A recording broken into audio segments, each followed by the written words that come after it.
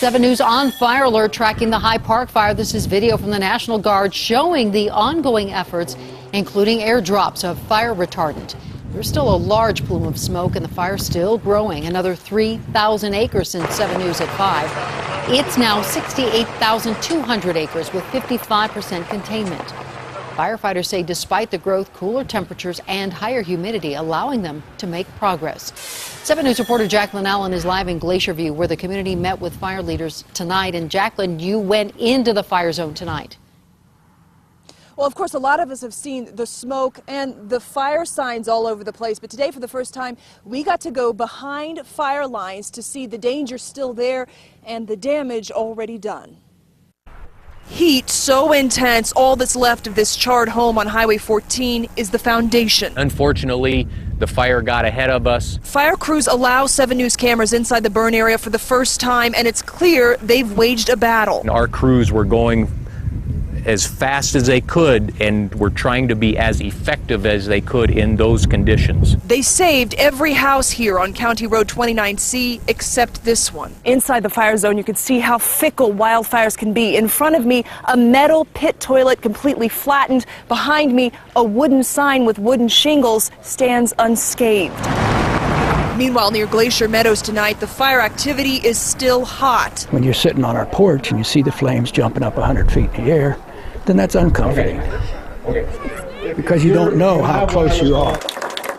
But some comfort at a community meeting. Fire officials say people evacuated here will be able to go home in a matter of days, not weeks. The hardest part is not knowing. And I understand because I can see where that fire is, and it's closest to us. You just have to go day by day and keep going. Now, the major concern in the northeast section of the fire that we toured, which is a cold section, are so-called green islands, areas that haven't burned and could reignite and cause more destruction in those areas. Firefighters say the main point of the tour was to show this fire isn't over yet. Reporting live, Jaclyn Allen, 7 News. A long way to go. Thank you, Jaclyn. Charred ground just yards away from this Fort Collins dairy farm. The Graves family says when the fire started moving in their direction, they stood their ground. Everyone, including employees, fired up sprinklers and formed a bucket brigade. They live here and their heart and soul is in this too, and they want to protect it too. They know these cows, they work with them all the time, and they want to protect them. So it was amazing how everybody stepped up and just put in the huge extra effort.